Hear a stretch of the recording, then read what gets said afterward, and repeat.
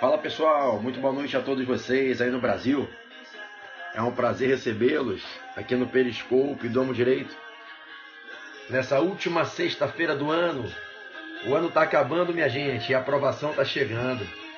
Que alegria ter a companhia de vocês aqui para essa nossa quarta e última live nesse mini curso de 4 noites maravilhosas em que a gente vem conversando sobre os aspectos essenciais das ações de controle abstrato de constitucionalidade. E hoje é a nossa quarta e última aula. Hoje a gente vai conversar sobre a figura jurídica da ADPF, a arguição de descumprimento de preceito fundamental. Já pensaram se na prova de vocês cai uma questão envolvendo ADPF? E nessa aula de hoje a gente consegue revisar os aspectos essenciais que sejam úteis e, por que não dizer, suficientes para que você gabarite essa questão na sua prova, acerte a questão na sua prova. Já pensou você que está aí me assistindo e que vai fazer a prova da segunda fase do exame de ordem, se a peça processual for a petição inicial para o ajuizamento de uma ADPF? Pois é, moçada, esse é o objetivo de hoje.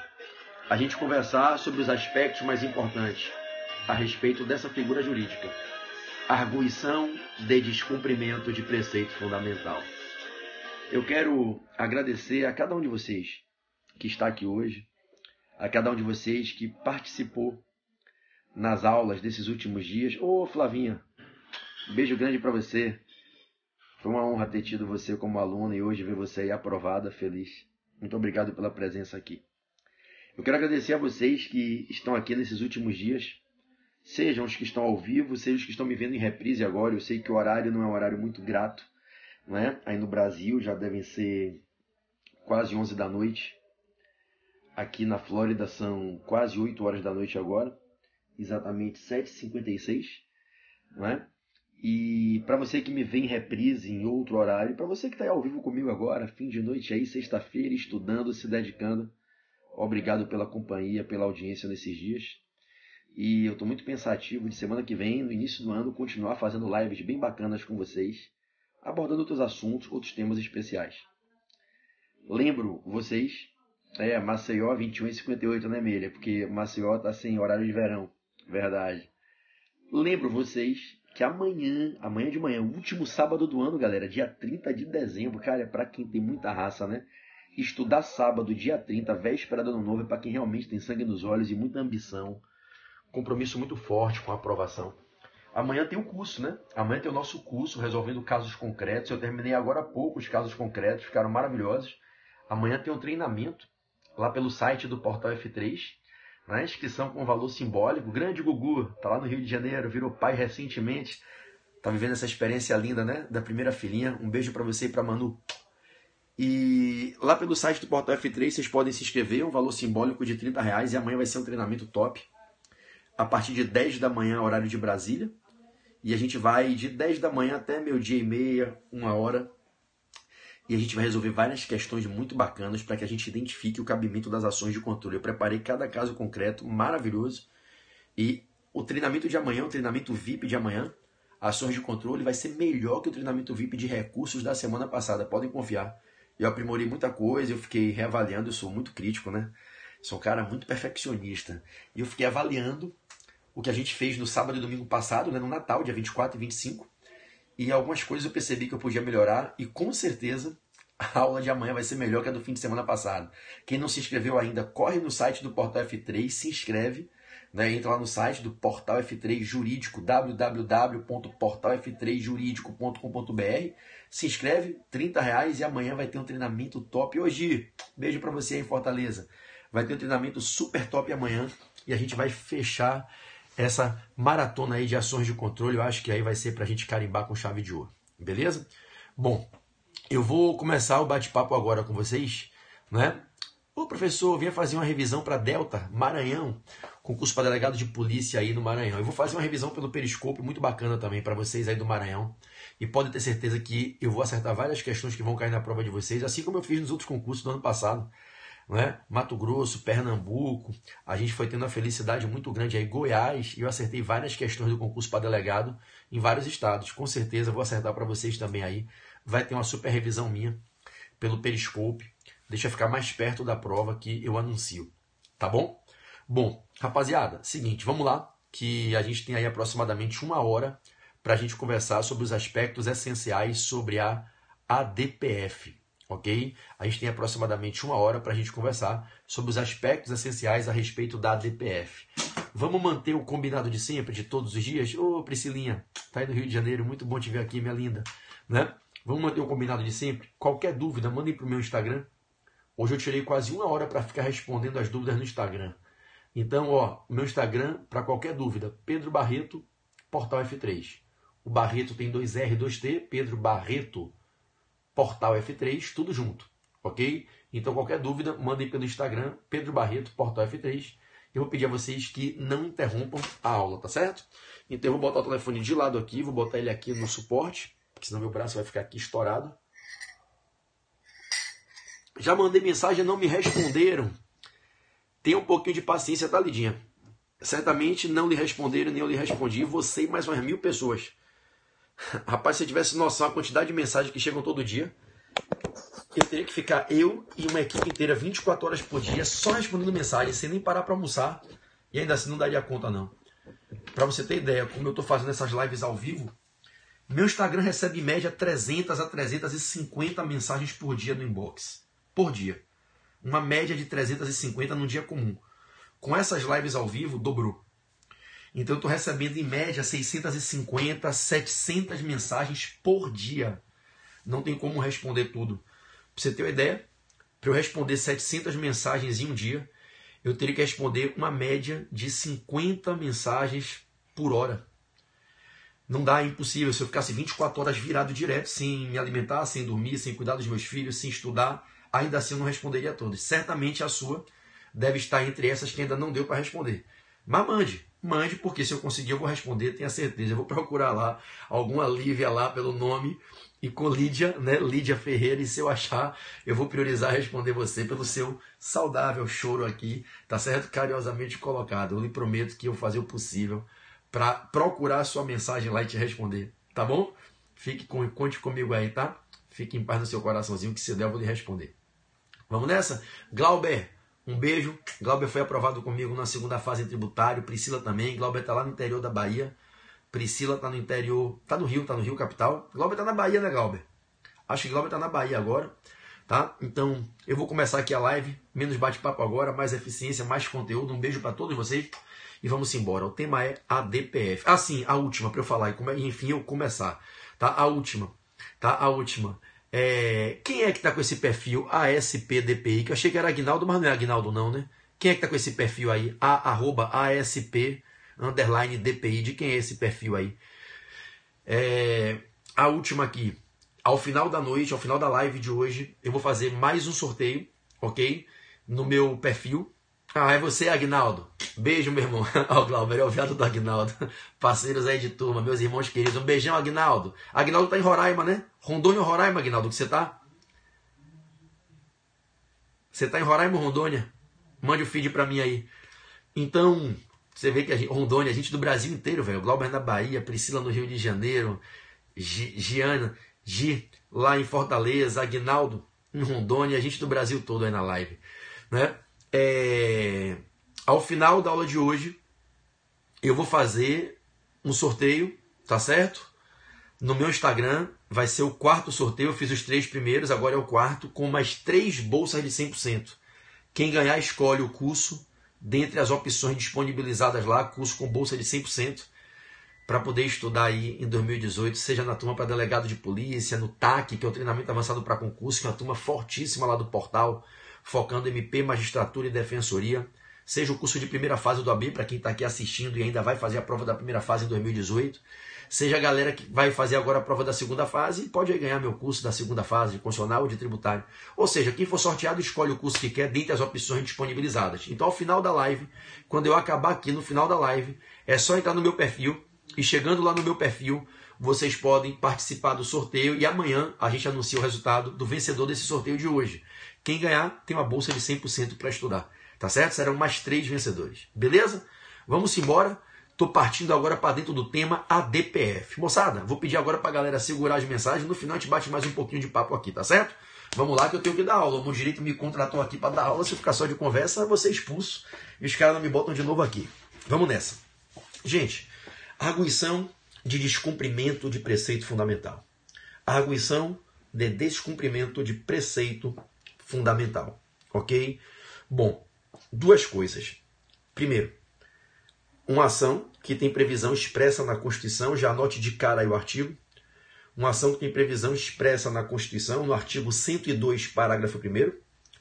A ADPF tem previsão expressa no artigo 102, parágrafo 1º da Constituição. E, segundo, tem regulamentação em uma lei específica. Ela é regulamentada pela Lei 9882 de 99. Então, Lei 9882 de 99. Então, a gente tem a ADPF na Lei 9882 de 99 e a gente tem a previsão constitucional no artigo 102, parágrafo 1º. Ok? Vamos embora. O que é a ADPF? Quem é essa figura jurídica? Quem é essa ação chamada arguição de descumprimento de preceito fundamental? Quem é ela? Quem é essa moça aí tão importante no mundo dos concursos públicos, no mundo da advocacia, no mundo da prova do exame de ordem? Gente, a ADPF é uma ação que impulsiona lá no STF o exercício do controle abstrato de constitucionalidade de alguns atos do poder público, quando esses atos do poder público colidem com determinadas normas constitucionais, não todas, que podem ser reconhecidas como preceitos fundamentais do sistema normativo constitucional. Repetindo, fique tranquilo. A ADPF é uma ação que viabiliza o requerimento ao Supremo, a propositura da ação no Supremo, competência originária do Supremo. A ADPF é uma ação que viabiliza que se venha a requerer ao STF, numa ação diretamente ajuizada lá no STF, que reconheça que certo ato do poder público é violador de um preceito fundamental constitucional. A ADPF é uma ação que se ajuiza diretamente no Supremo Tribunal Federal para pedir à Suprema Corte que declare que aquele determinado ato do poder público estará sendo ali acusado de ser incompatível com a Constituição, lesa determinada norma constitucional que abriga um preceito que se entende como preceito fundamental no sistema constitucional. Então, veja que... Obrigado pelo carinho. Veja que a ADPF é, assim como a ADI que a gente estudou na terça-feira, assim como a ADO que a gente estudou na quarta, e assim como a ADC que a gente estudou ontem, quinta-feira, a ADPF é mais uma ação apta a impulsionar o exercício do controle abstrato de constitucionalidade de atos do poder público que serão confrontados com a Constituição. A ADPF integra esse quarteto das ações constitucionais destinadas a promover no STF o exercício do controle abstrato de constitucionalidade. Mais uma vez, com calma, com paciência, para você ir entendendo. Existem 4 ações e a ADPF é uma delas, é a quarta, na ordem que eu estou estudando aqui com vocês desde terça-feira. Existem 4 ações que são disponibilizadas pelo Constituinte. A ADPF é uma dessas 4 ações, ADI, ADO, ADC e ADPF. Existem 4 ações de natureza constitucional, né? Existem 4 ações de natureza constitucional destinadas a um mesmo propósito. Lato sensu, o mesmo propósito. Possibilitar ao Supremo o exercício de uma atividade considerada das mais nobres no âmbito da jurisdição constitucional, que é o controle abstrato de constitucionalidade de certos atos do poder público. Então a ADPF é uma das ações de controle abstrato de constitucionalidade. A ADPF, assim como a ADI, a ADO e a ADC, ela integra essa família. A ADPF é uma ação que se ajuiza no Supremo para requerer ao Supremo que declare que certo ato do poder público é incompatível com a Constituição. mas já vai percebendo algumas nuances que são fundamentais para que você compreenda a essência, o viés elementar dessa ação na sua real plenitude. A DPF é uma ação que vai possibilitar que se questione no Supremo, que se faça o questionamento no Supremo, provocando uma análise em tese, em abstrato, de certo ato do poder público. A DPF é uma ação que vai possibilitar que se questione no Supremo, que se peça ao Supremo que faça uma análise a respeito da compatibilidade de certo ato do poder público, não com qualquer norma constitucional. A DPF tem uma particularidade que de cara já é crucial você entender para distinguir ela das demais ações de controle. A DPF é uma ação que vai possibilitar que se questione no Supremo que certo ato do poder público colide com algumas normas constitucionais e não com quaisquer normas constitucionais.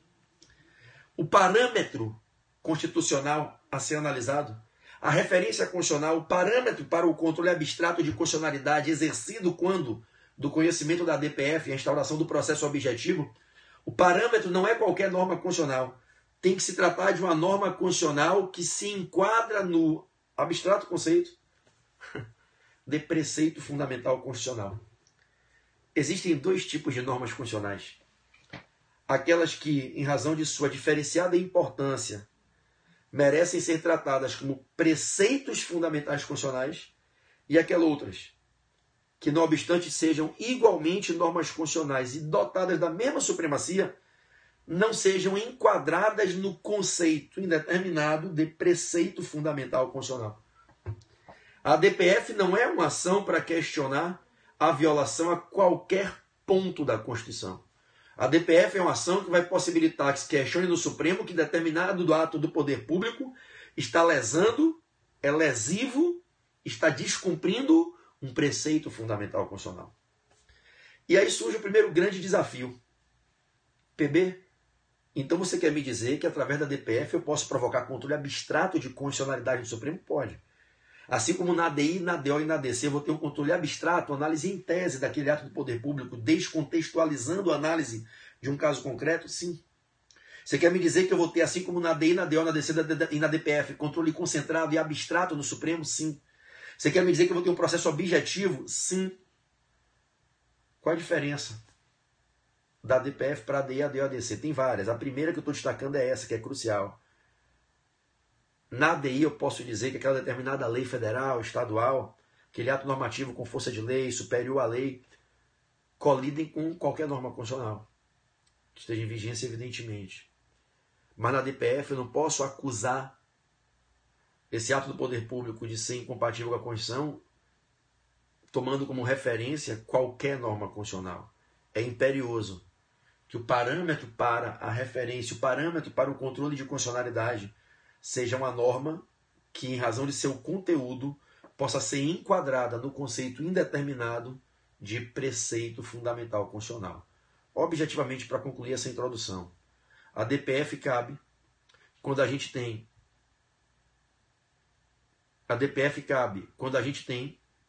um ato do poder público violando não qualquer norma constitucional, mas um preceito fundamental constitucional. Não se esqueça que as normas constitucionais se dividem em normas regras e normas princípios. Podem ser normas preceituais, normas regras, ou normas principiologizantes, normas princípios. E se essas normas sejam normas regras ou normas princípios, em razão da importância de seu conteúdo e de sua função dentro do sistema constitucional, merecerem o rótulo de preceitos fundamentais constitucionais, essa norma constitucional, seja norma regra ou norma princípio, o Supremo não faz distinção. O Supremo diz que o preceito fundamental constitucional pode estar na norma regra ou na norma princípio. Guarde isso. Já foi pergunta de prova oral de vários concursos. Normas regras na Constituição podem abrigar preceitos fundamentais? Podem. Então o que é que o Supremo diz? Se eu tiver uma norma constitucional, seja ela norma regra ou norma princípio, em razão de sua importância, de sua função dentro do sistema constitucional e da ordem jurídica, ela merecer o status de preceito fundamental constitucional, se essa norma estiver sendo violada por um determinado ato do poder público, obedecidos às demais regras de admissibilidade, que a gente vai frisar aqui já já, especialmente o princípio da subsidiariedade, será cabível à DPF para confrontar esse ato do poder público a ser atacado, que será o objeto da análise na DPF, com essa norma constitucional assecuratória, né, que abriga, que aninha um preceito fundamental constitucional. E aí surge o grande desafio. PB, o que é um preceito fundamental constitucional? Quando é que eu posso dizer que determinada norma constitucional merece ser rotulada como preceito fundamental e quando que, ao contrário senso, eu não poderia dizer que ela é um preceito fundamental constitucional? Esse, de fato, é o maior desafio que existe no estudo dessa figura jurídica chamada ADPF. Saber quando a norma constitucional abriga e quando ela não abriga um preceito fundamental constitucional. Quando é que eu posso dizer que essa norma constitucional A, B, C do artigo 5, 10, 20, 30, 100, 150 abriga ou não abriga um preceito fundamental constitucional? PB, isso é importante saber se ela é ou não é um preceito fundamental constitucional? Claro. Claro que é importante. Porque se eu disser que um ato do poder público viola certa norma constitucional que não se enquadra no conceito de preceito fundamental constitucional, não cabe a DPF. Eu tenho uma limitação no parâmetro do controle de constitucionalidade. Entende? E por que é árdua, é hercúlea essa missão? Porque a Constituição não define o que é preceito fundamental constitucional. Igualmente, o legislador infraconstitucional também não o faz. Então, deixa eu falar uma coisa para você. Obrigado, Messia, de coração. Muito obrigado pelo carinho. Tá? Que Deus te abençoe muito. Então, deixa eu falar uma coisa para vocês. Para vocês ficarem com o coração de vocês leve. Não existe definição em lugar nenhum do direito objetivo. Em nenhum artigo da Constituição, em nenhum artigo da Lei 9882, que é a lei que regula a DPF, e em nenhum artigo de lei nenhuma. Não existe uma definição legal que sirva como referência para dizer preceito fundamental é isso. Ainda que a gente pudesse criticar dizendo, olha, foi mal a definição, é mal feito, não tem sequer a definição. Aí você vai dizer, porra, olha o tamanho do problema que a gente tem. Cacete, a gente vai dizer, a DPF é uma ação para arguir que determinada norma, determinado ato do poder público viola certa norma constitucional que se enquadra no conceito de preceito fundamental. A Constituição autoriza a usar a DPF para questionar atos do poder público que violam preceitos fundamentais constitucionais, mas não diz o que é preceito fundamental constitucional. Exatamente. Por isso o problema. Porque não há uma definição do que seja o preceito fundamental constitucional. Bom, coube à doutrina e à jurisprudência do STF essa missão de construir uma noção básica do que seja preceito fundamental constitucional, para que então a gente possa ter efetividade no manejo dessa ferramenta que é a DPF. Em outras palavras, já que o legislador maior, o legislador constituinte não fez, o legislador menor, o legislador infraconstitucional também não fez, ou alguém vem e diz o que é preceito fundamental constitucional, você não consegue dar efetividade a essa medida jurídica e não consegue aplicá-la na prática e alcançar a utilidade que ela proporciona, porque realmente eu não teria uma referência mínima para tornar possível a aplicação em concreto dessa medida jurídica. E a doutrina, com muito esforço e nem sempre fala na mesma língua, conseguiu, ao longo dos anos, superar maiores divergências e alcançar uma linha média de uniformidade de entendimento. E essa linha que você vai encontrar em todo e qualquer livro de doutrina, qualquer manual de direito constitucional, você vai encontrar isso que eu estou te falando. Alguns explicados de uma maneira mais didática, outros nem tanto, alguns com maior aprofundamento, outros de uma maneira mais superficial. Mas em qualquer livro de constitucional, quando você pegar para ler sobre a DPF, você vai encontrar exatamente o que eu vou lhe dizer aqui. E poucos se atrevem a dizer muito mais do que eu vou lhe dizer isso aqui. Hoje, a doutrina vai lhe dizer o seguinte: o conceito de preceito fundamental é construído com base no histórico de casos que foram levados ao STF, em que o STF, caso a caso, de acordo com aquelas circunstâncias, com aquelas nuances do caso levado, foi entendendo. Olha, isso aqui é tão importante ao ponto de merecer que eu chame de preceito fundamental ou não. E o que é que fez o STF? O STF foi elencando, através de casos concretos que foram chegando a ele, casos propostos a ele, um rol que serve como a nossa referência, não só para as provas que vocês vão fazer, mas para a vida real. Vou pedir a você que pare de comentar, por gentileza, aí, para não atrapalhar a live. Tudo que vocês querem, você está me atrapalhando, porque eu tenho que ler seus comentários pessoais. Por favor, pare, tá? Permita que eu continue dando aula aqui, tá certo? Por gentileza, pare seus comentários. Né? com todo carinho, está sendo inconveniente. Então, observe. O que é que acontece? Você tem um rol de casos que foram levados ao Supremo, em que o Supremo foi criando, porque ele era obrigado a analisar, estava sendo posto o caso para ele foi criando um histórico que foi se aperfeiçoando como, adivinhe, como fonte. Fonte? Sim, fonte. As fontes do direito não são apenas a lei. A lei, a doutrina, os costumes e a jurisprudência.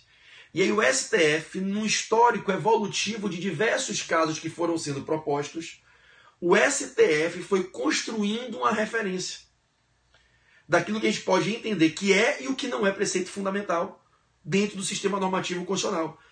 E afora esses casos que o STF analisou e foi construindo essa linha de compreensão, afora isso, o resto é palpite, é opinião, cada um tem a sua. Bom, alinhou-se o entendimento entre a jurisprudência do STF e a doutrina hoje praticamente unânime, que você pode aceitar como preceito fundamental constitucional o rol de normas definidoras dos direitos fundamentais, o rol de normas definidoras dos direitos fundamentais. Logo, as normas que estão no título 2 da Constituição, artigo 5º ao 17, dos direitos e garantias fundamentais. Então anote, as normas constitucionais que abrigam, que protegem direitos fundamentais, são aceitas pelo STF como preceitos fundamentais constitucionais. No mesmo diapasão, o Supremo diz que todos os princípios normativos que estão na Constituição podem ser enquadrados no conceito de preceito fundamental tranquilamente. As normas que se enquadram como princípios fundamentais na Constituição, por exemplo, o título 1, dos princípios fundamentais da ordem jurídica, dos princípios fundamentais da Constituição, artigos 1 a 4. Os princípios que regem a atividade econômica, lá do artigo 170, né, que são os mandamentos normativos que costuram, que estruturam, que edificam, que impulsionam todo o título 7 da ordem econômica constitucional. Então, os princípios da ordem econômica do artigo 170. Os princípios sensíveis do artigo 37, inciso 4 da Constituição, os princípios sensíveis da Constituição, né? Então, artigo 34, inciso 7, desculpe. Artigo 34, inciso 7, os princípios sensíveis, né? Então, aquelas normas constitucionais que consagram os princípios que são os vergalhões estruturantes daqueles títulos, daqueles capítulos, os direitos fundamentais abrigados na Constituição já foram enquadrados pelo STF como preceitos fundamentais. Recentemente, o STF entendeu que as normas que se dispõem a organizar a estrutura do Ministério Público podem ser enquadradas como preceitos fundamentais constitucionais. Então, olha que interessante. A DPF é uma ação para impulsionar no STF o exercício do controle abstrato de constitucionalidade, competência concentrada no Supremo, para que o Supremo, em competência concentrada nele, exclusiva dele, analise em tese, em abstrato, se certo ato do poder público está ou não violando a Constituição, mas ela, a DPF, possibilita que se questione no Supremo, em sede de controle abstrato, análise em tese, em abstrato, se aquele determinado ato do poder público está ou não violando a Constituição, mas não em qualquer norma constitucional, e sim apenas nas normas que possam ser enquadradas no conceito de preceito fundamental, e esse enquadramento deve ser feito com muita cautela, caso a caso.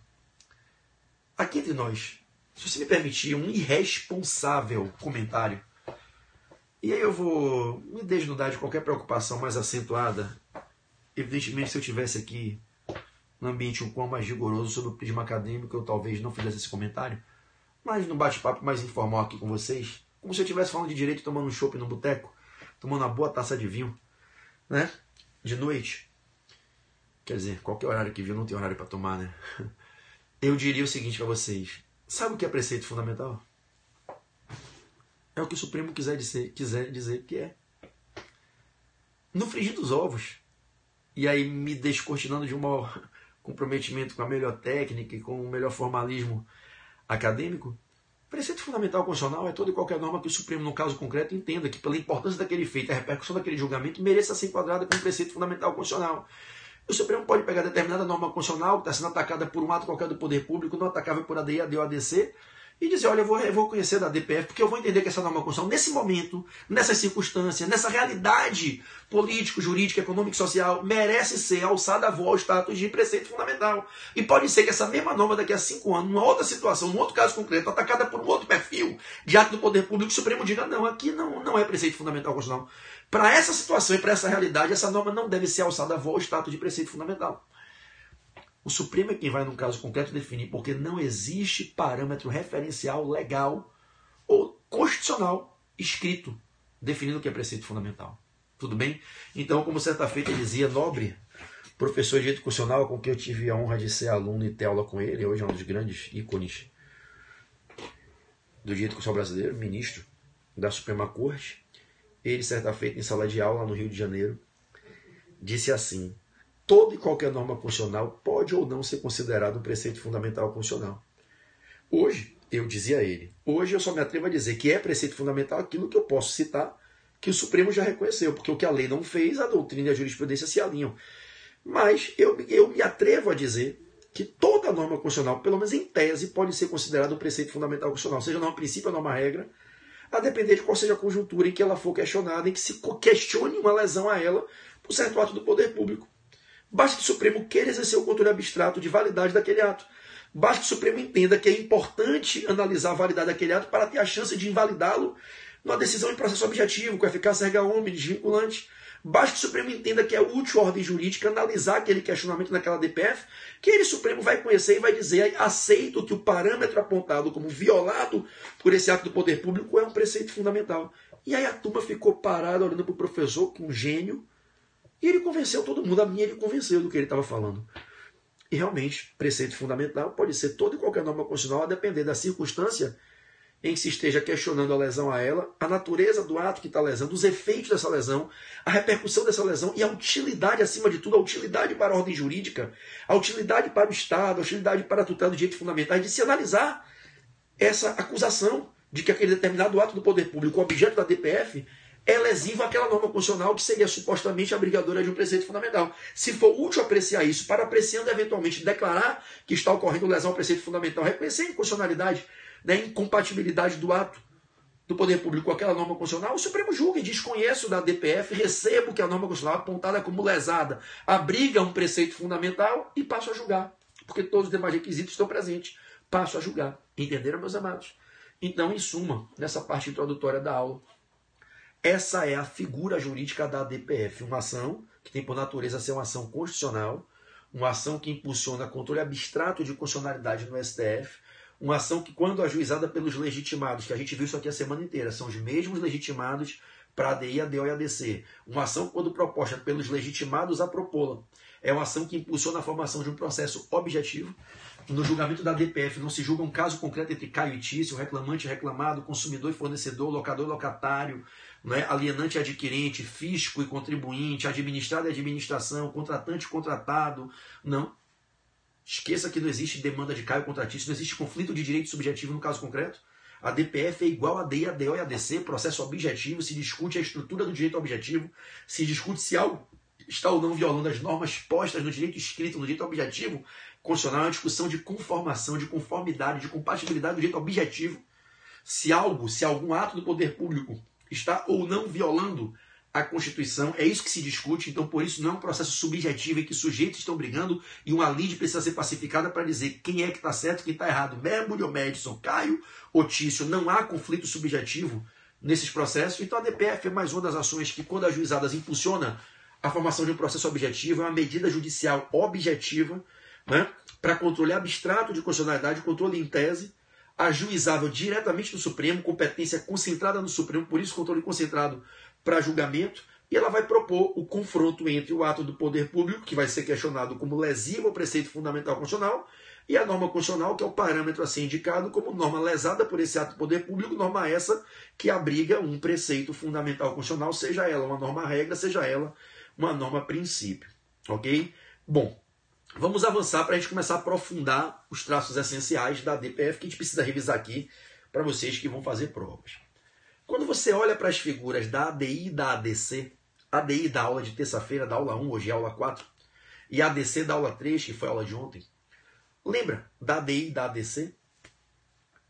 Na ADI, eu ajuizo a ADI para pedir que se declare a inconstitucionalidade de algum ato que eu vou atacar.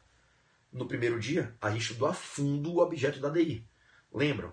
O ato tem que ser federal, estadual ou do Distrito Federal em matéria estadual. O ato tem que ser posterior ao parâmetro de controle de constitucionalidade a ser protegido, em regra. Tem que ser posterior a 88 e posterior a 88 e anterior a eventual e posterior a uma eventual emenda que seja o parâmetro do confronto. Ou seja, o objeto tem que ser posterior ao parâmetro. Tem que estar em vigência com aptidão de eficácia. Então a gente analisou qual era o objeto da ADI. Então se aquele objeto da ADI, aquele ato normativo, legal, supralegal, né, com força de lei, federal, estadual, do DF em matéria estadual, posterior ao parâmetro de controle, em vigência e com aptidão de eficácia, se esse ato vai ser questionado na ADI, o que é que se pede na ADI? Que se declare a inconstitucionalidade. O que é que se pede na ADI? Que se declare que esse ato está colidindo com a Constituição. Na ADI você ataca o ato. Na ADI, a petição inicial do autor da ADI é uma petição de ataque ao objeto. Ele pede a invalidação do objeto. O reconhecimento que o objeto está fora dos limites do sistema normativo constitucional. É o contrário da ADC, concordam? Lembra da aula de ontem?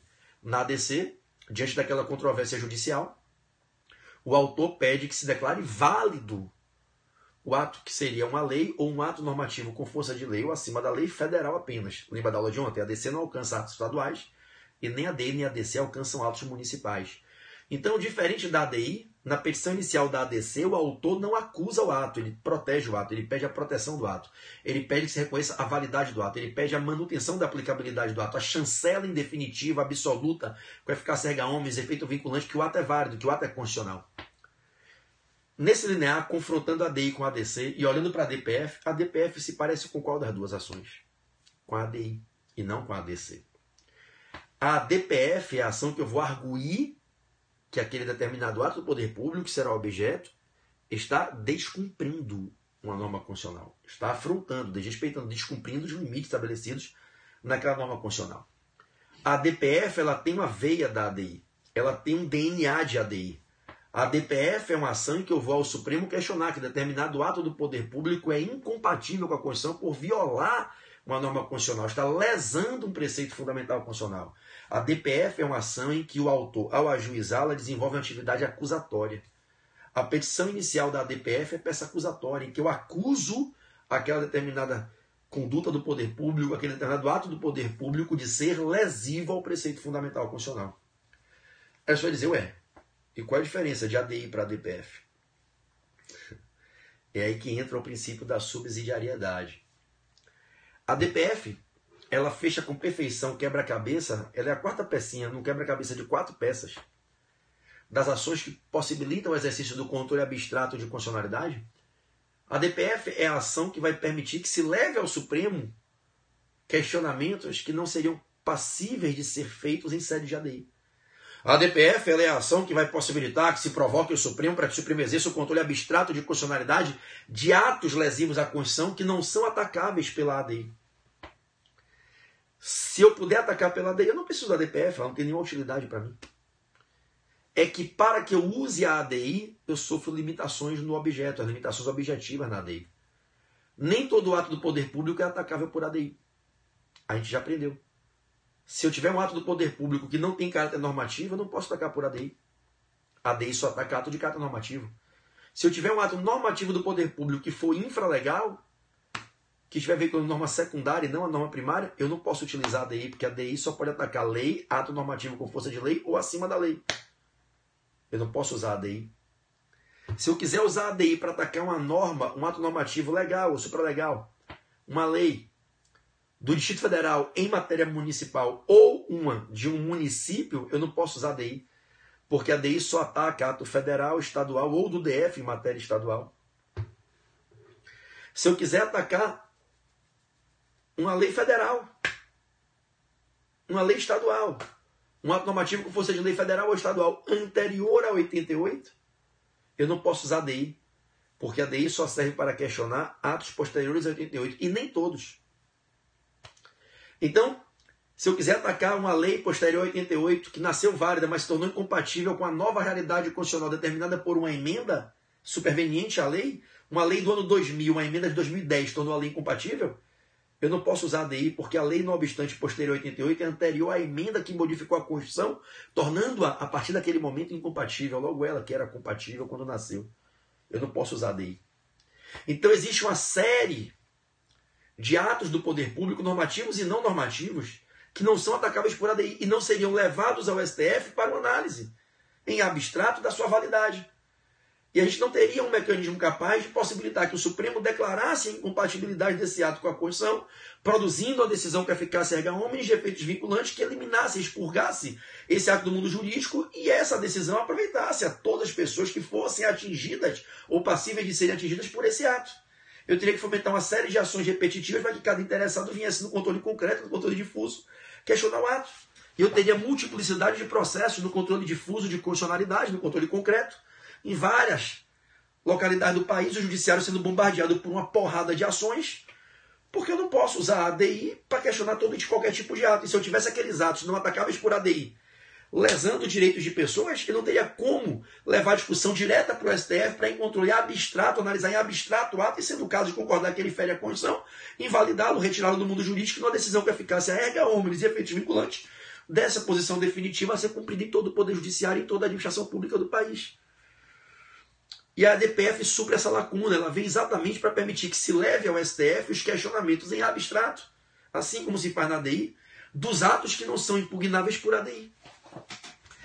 Daí a gente fala que a partir de quando não couber a ADI, e é claro, não cabendo também a DO, a ADC, porque cada uma tem o seu papel, a ADI serve para uma coisa, a DO para outra, a DO é para questionar as omissões inconstitucionais, a ADC para pedir que se declare a constitucionalidade daquela lei federal, ato normativo com força de lei federal que está sendo objeto da controvérsia judicial relevante.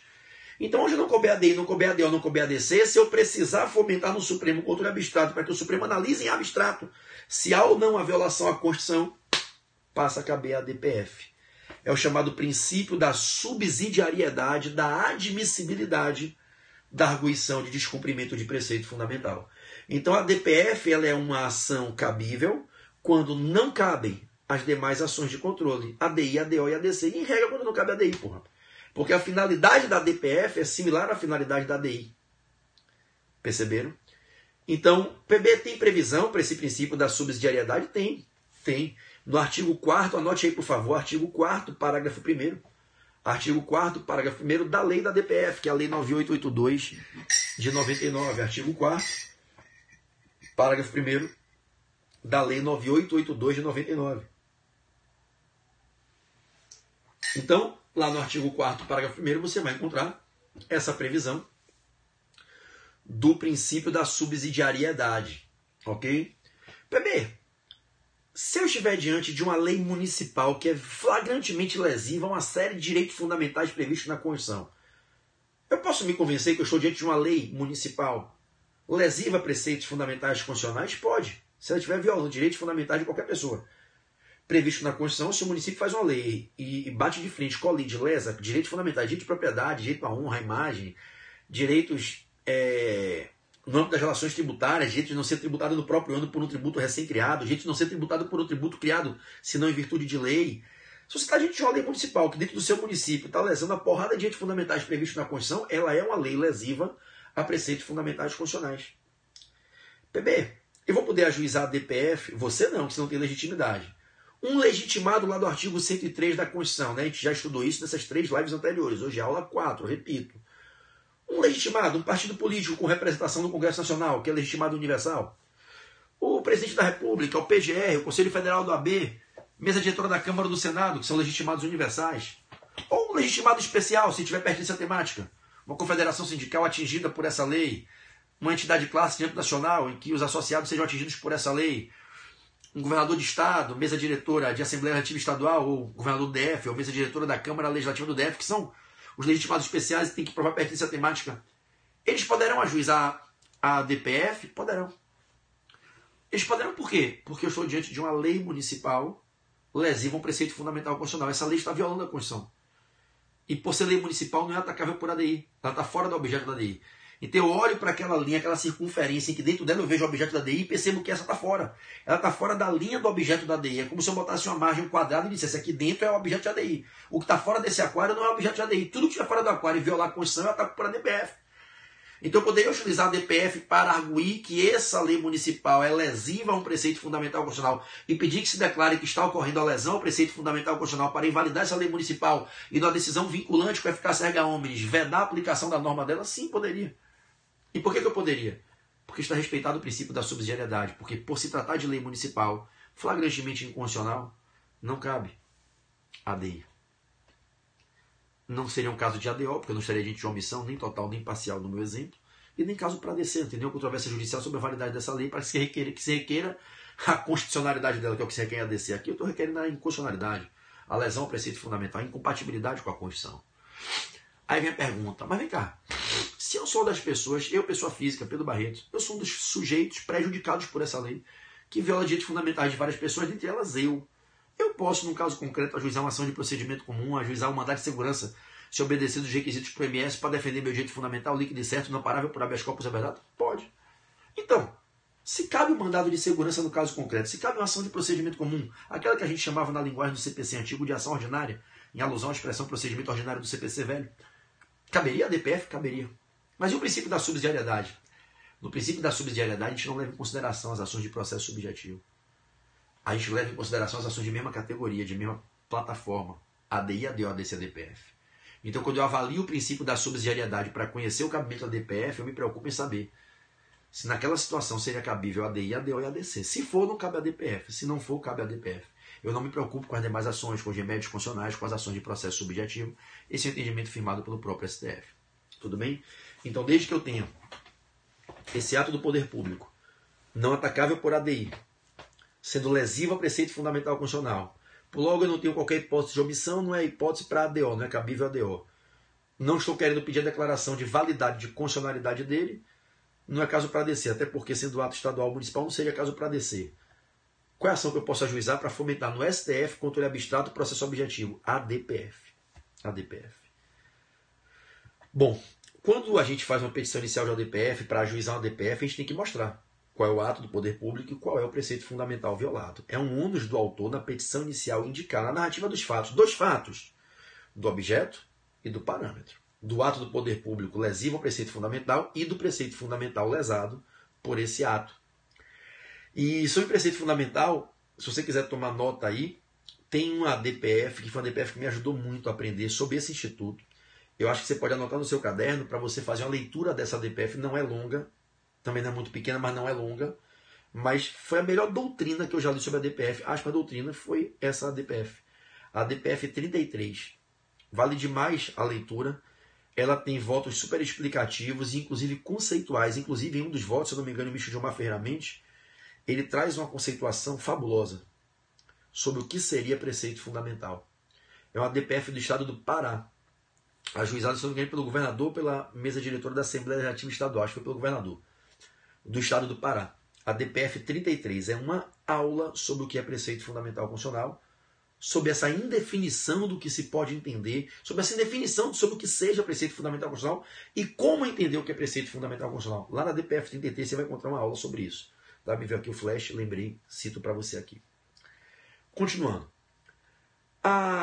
Quem pode propor a DPF? Os mesmos legitimados, universais e especiais. Ok? PB, quem são legitimados universais e quem são legitimados especiais que podem propor a DPF? Aqueles que estão no artigo 103 da Constituição.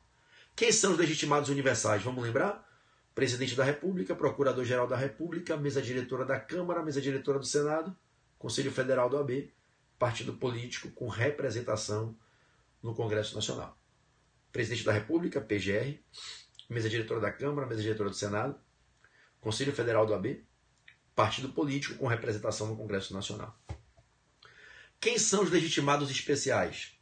Governadores de Estado, Assembleia Legislativa Estadual, Mesa Diretora de Assembleia Legislativa Estadual, governador do DF, Mesa Diretora da Câmara Legislativa do Distrito Federal, Confederação Sindical e entidade de classe de âmbito nacional. Então, os mesmos legitimados que estão no artigo 103 para a ADI, ADO e ADC são os mesmos para a DPF. Bom, uma curiosidade para que você saiba, importante também sobre a DPF. Quando a Constituição foi promulgada em 88, a DPF já tinha previsão no texto originário. Ela estava lá no artigo 102, parágrafo único. Não era parágrafo primeiro, como é hoje numerado. Era parágrafo único. Com a emenda 3 de 93, se criaram outros parágrafos, e aí o parágrafo único foi renumerado como parágrafo primeiro. Mas preste atenção. Não obstante a DPF estava ali prevista no artigo 102, parágrafo único, hoje parágrafo primeiro. Desde a emenda 3 de 93 foi renumerado como parágrafo primeiro.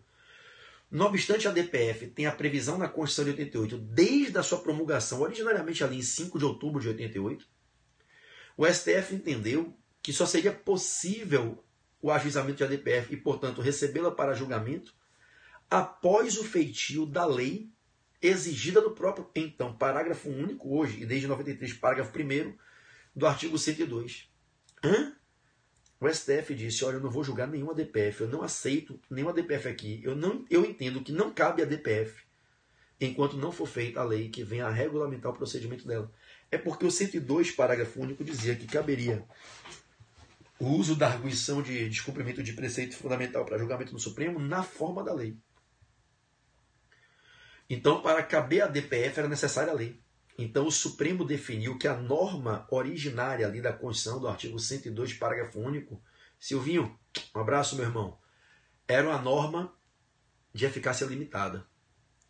Então, o STF, ele entendeu que a norma que autorizava a ADPF em 5 de outubro de 88 não era uma norma autoexecuível, não era uma norma de aplicabilidade direta e imediata.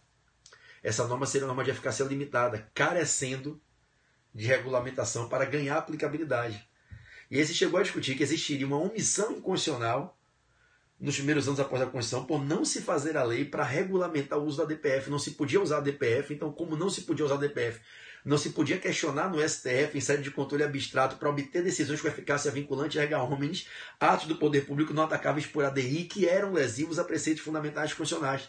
Não se podia ajuizar a DPF porque faltava porra da lei, então se discutia que existiria uma omissão inconstitucional e não se fazia a lei. E a lei só veio em 99, a lei 9882, que é a lei que a gente tem até hoje, vai daqui a alguns anos, completa 20 anos, né? A lei 9882 de 99. Então, até o feitio da lei 9882 de 99, não era cabível o uso de ADPF no Brasil. Então, as primeiras ADPF só vieram a partir do ano 2000. Depois de entrar em vigência a lei que foi do final de 99, a 9882 de 99. PB, quando se ajuiza uma ADPF, existem dois tipos de ADPF, é isso mesmo? Sim. Existem dois tipos de ADPF, inclusive, o primeiro tipo se subdivide em outros dois subtipos. Anote no seu caderno que isso é importante. Existe aquela que é chamada de arguição autônoma, ou ADPF autônoma, que é a que está no artigo 1º caput da lei 9882, é a ADPF autônoma, né? E existe a que se chamou de arguição incidental, ADPF incidental, né? ADPF, pensei que era o menino me ligando aqui. Peraí, deixa eu mandar uma mensagem para Pedroca aqui. Para avisar para ele não me esperar para jantar.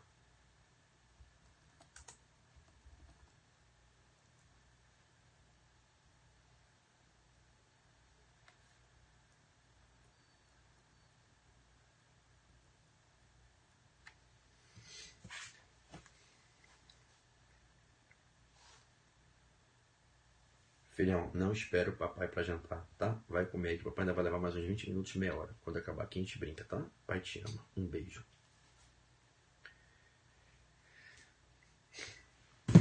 Então, existem dois tipos de arguição de descumprimento de preceito fundamental. Eu vou explicar didaticamente a diferença.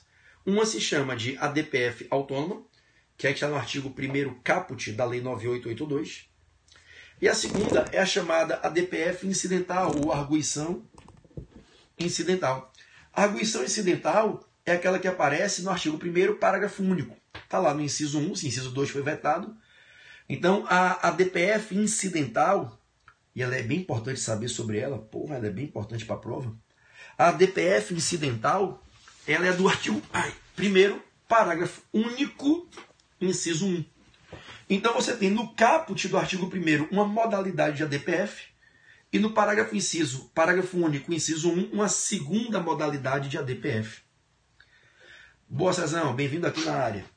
Então a gente diz que existe a ADPF autônoma do artigo 1º caput, e a ADPF incidental do artigo 1º, parágrafo único, inciso 1. Qual é a diferença? Assim, e a ADPF autônoma, que está no caput do artigo 1º, se subdivide em duas, na preventiva e na repressiva. Na preventiva e na repressiva. O que é a ADPF autônoma e o que é a ADPF incidental? Gente, a ADPF autônoma, olha o nome, autônoma, é nada mais do que a ADPF que estou tratando o tempo inteiro aqui. É a comum, é a tradicional, é a básica. É aquela que qualquer dos legitimados do artigo 103, que a gente mencionou aqui agora, qualquer dos legitimados do artigo 103 pode ajuizar, questionando no Supremo, que determinado ato do poder público não atacável por ADI é lesivo a um preceito fundamental constitucional e não se depende, para que caiba essa ADPF, por isso ela é autônoma, não se depende da existência de uma controvérsia constitucional, uma controvérsia judicial, uma controvérsia no judiciário, sobre a validade desse ato, sobre a constitucionalidade desse ato, sobre se ele lesa ou não lesa preceito fundamental constitucional. Na ADPF autônoma, eu não tenho ela como uma ação que está inspirada na controvérsia que está acontecendo no judiciário sobre a validade de uma determinada lei municipal, de uma determinada lei estadual ou federal. Não. Na ADPF autônoma, eu não estou atrelado a processos no judiciário em andamento, nos quais eu percebo uma controvérsia judicial sobre a validade de uma lei, de um ato do poder público. Não. Na ADPF autônoma, eu simplesmente olho para um determinado ato do poder público, que inclusive, se você observar com atenção, eu peço que você faça isso. Se você observar com atenção a redação do caput do artigo 1º da lei 9882, você vai ver que na última frase não se fala de ato normativo, é ato do poder público. Então, na ADPF autônoma, eu tenho um ato do poder público, que inclusive pode ser um ato sem caráter normativo, e esse ato do poder público foi praticado, eu percebo que ele é frontalmente colidente com o preceito fundamental constitucional. Eu não preciso ter nenhum processo em andamento, nenhuma discussão e outras ações tramitando no controle difuso, no controle concreto de constitucionalidade. Simplesmente eu vou dizer esse ato do poder público, que inclusive pode ser um ato sem caráter normativo, o que jamais seria atacável em ADI. Esse ato fere preceito fundamental constitucional. Basta existir o ato. Não precisa ter nenhuma controvérsia, não precisa ter processos em andamento. Eu ajuizo a ADPF autonomamente. Por isso ela é chamada de ADPF autônoma. Ela não está atrelada a uma discussão que já existe sobre a validade desse ato, no controle difuso, no controle concreto, em órgãos do judiciário, discutindo a validade desse ato, em processos subjetivos envolvendo direitos e situações em que pessoas estão litigando para defender seus direitos e interesses. A ADPF é autônoma, desvinculada a qualquer processo em que se está discutindo preventivamente, já antecedentemente, a validade desse ato. A ADPF autônoma ela tem uma característica fantástica. Ela permite que os legitimados lá do artigo 103 questionem no STF que esse ato do poder público é lesivo a um preceito fundamental constitucional, sendo que esse ato do poder público a ser questionado não precisa ser ato normativo. Olha que lindo. Se eu estivesse falando de ADI, além de só poder ser ato editado pela União, pelos estados ou pelo DF em matéria estadual, teria que ser ato normativo. E ato normativo legal ou supralegal. Aqui não. Na ADPF eu posso questionar que é lesivo a preceito fundamental constitucional um ato não normativo, um ato administrativo de efeito concreto. Ato normativo infralegal. Ato estadual, ato municipal. Ato do Distrito Federal em matéria municipal. Ato anterior a 88. Porque o artigo 1º não exige que seja ato normativo, que seja ato com força de lei, que seja ato federal ou estadual. Qualquer ato do poder público lesivo a um preceito fundamental constitucional. Vocês sabem qual é o exemplo que eu sempre dou nas aulas, que todo mundo vai se lembrar do ano passado? Pouco antes de acontecer o impeachment da Dilma, falando no passado, já está no final de 2017, estou me reportando em 2016, tá? Vai que algumas pessoas assistem em reprise essa live em 2018, estou me reportando um episódio que ficou bem evidenciado na mídia pela importância que ele teve em 2016, antes do impeachment da então presidente Dilma Rousseff. A Dilma nomeou um membro do Ministério Público Estadual do Estado da Bahia, ministro da Justiça, enquadrando esse promotor de justiça, esse procurador do MP da Bahia, no quadro de ministros como agente de pessoal da administração direta da União. Eu pergunto a vocês, a Constituição permite que um membro do Ministério Público possa ser ministro de Estado? Ele pode acumular os cargos de procurador do Colégio de Procuradores do MP, ou se fosse promotor de promotor do MP, com ministro de Estado, ministro da Justiça? Nunca. Botar um membro do Ministério Público subordinado hierarquicamente ao presidente da República, na estrutura hierárquica da administração direta? Jamais. Ele poderia acumular um cargo de professor, mas de ministro da Justiça não. Só que aí entenda, o ato de nomeação de ministro, esse ato que a Dilma promoveu, como qualquer ato de nomeação de um servidor público, é um ato administrativo de efeito concreto e individualizado. Não é um ato normativo. Não tem naquele ato uma norma, nem norma regra, nem norma princípio, com dever ser, com urgia, generalidade, impessoalidade e abstração. Era um ato administrativo de efeito concreto. E o Supremo disse, a ADI aqui não cabe não. E se vier com a ADI não vai ter fungibilidade por receber como a DPF não, porque é erro grosseiro. O ato não é normativo. Esse ato não é promovido em exercício de poder normativo. É um ato de poder discricionário, nomear um ministro, como exonerar também, mas não é ato de poder normativo. Não está normatizando nenhuma situação genérica da vida em concreto. Mas coube a DPF. E por que foi julgando a DPF que o Supremo invalidou aquele ato de nomeação, declarando que ele era lesivo ao preceito fundamental constitucional, que era a norma constitucional organizadora das diretrizes do Ministério Público, que diz que promotor de justiça, procurador, membro do MP, representante do MP, não pode acumular outros cargos, salvo na linha do magistério. Porque a DPF pode questionar todo e qualquer tipo de ato não atacável por ADI, inclusive ato sem caráter normativo. A DPF é autônoma. Já a DPF incidental, não. Na DPF incidental, eu só posso questionar ato normativo. Se você observar o texto do inciso 1 do parágrafo único do artigo 1º, pode destacar, pode sublinhar de lápis. Está claro lá que cabe também a DPF, ou seja, além da DPF autônoma do caput, você vai ver no parágrafo único, caberá também, eu não lembro se a palavra é ainda ou também, cabe ainda ou cabe também a arguição de descumprimento do preceito fundamental nas seguintes hipóteses, né? Aí vem lá o inciso 1 e o inciso 2, o 2 é vetado, só tem o inciso 1. Ele vai dizer, quando for relevante, né, a controvérsia de natureza constitucional sobre lei ou ato normativo, estadual ou municipal, incluídos os anteriores à Constituição. Então o parágrafo único ele cria uma segunda hipótese para o cabimento da DPF. É verdade que tem alguns colegas que dizem que é inconstitucional esse parágrafo único.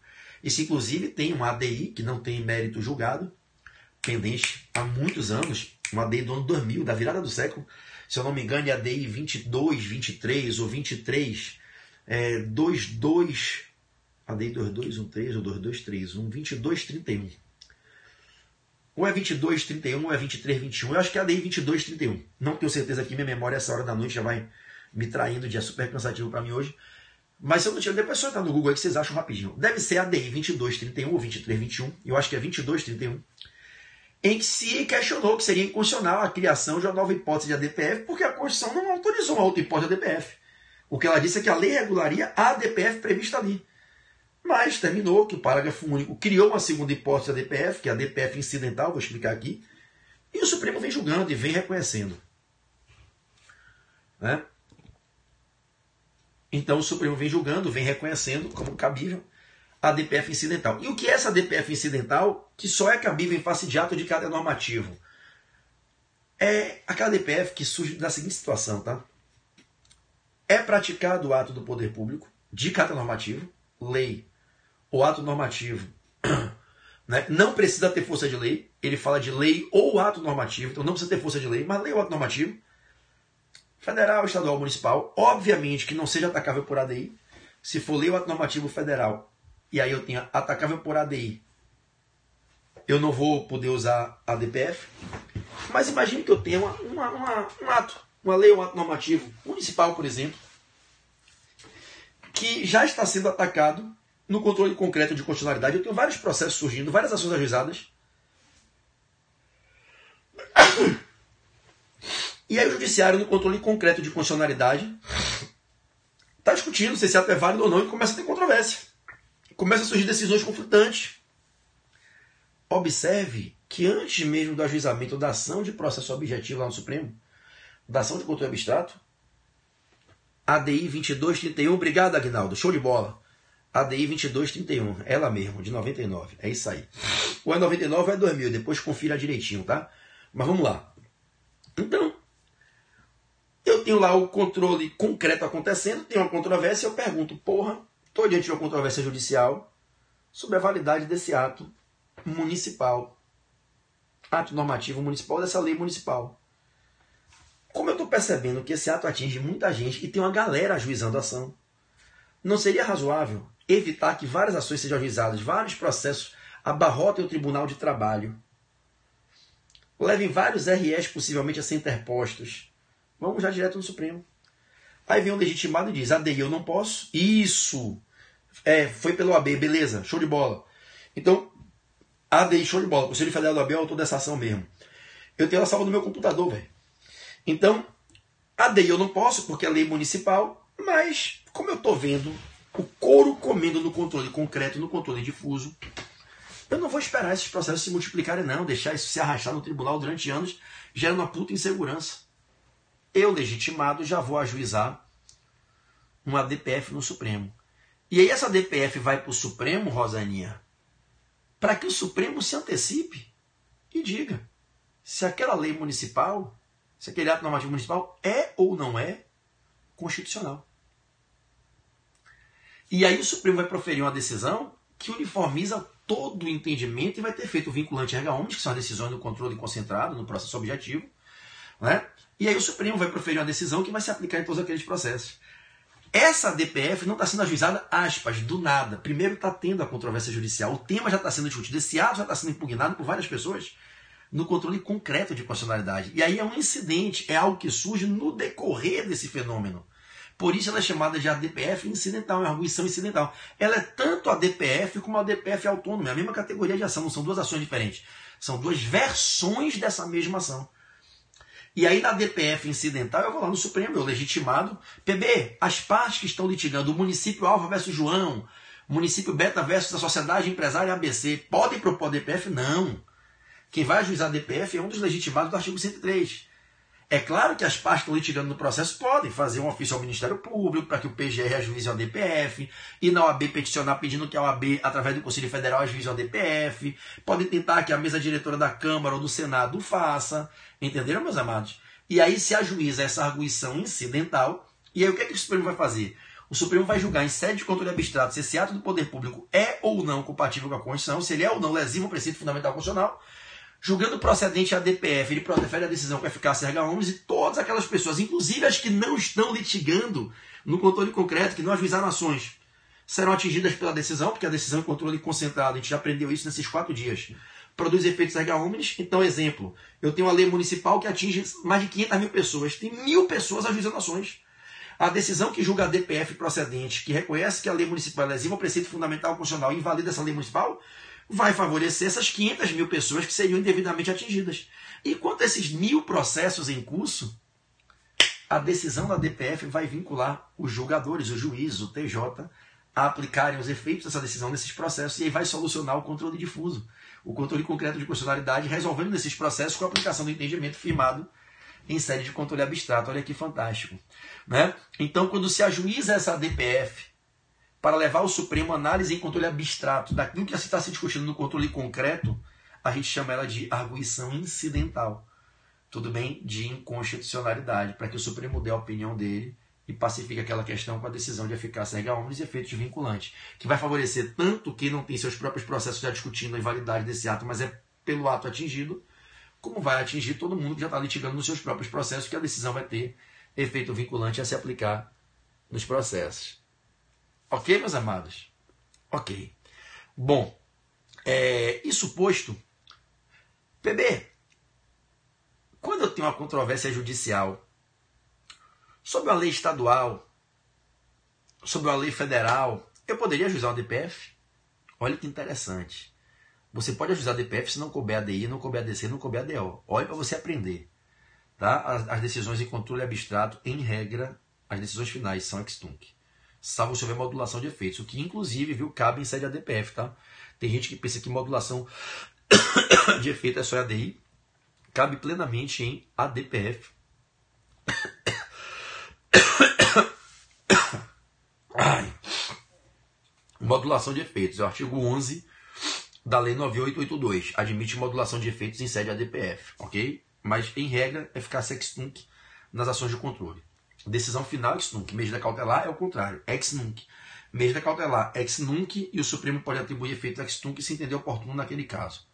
Decisão final, ex tunc. Se o Supremo entender oportuno, modula efeito quando declara inconstitucionalidade e faz ser ex nunc parcial, ex nunc, né, como ele quiser modular no tempo a aplicação dos efeitos da declaração de inconstitucionalidade.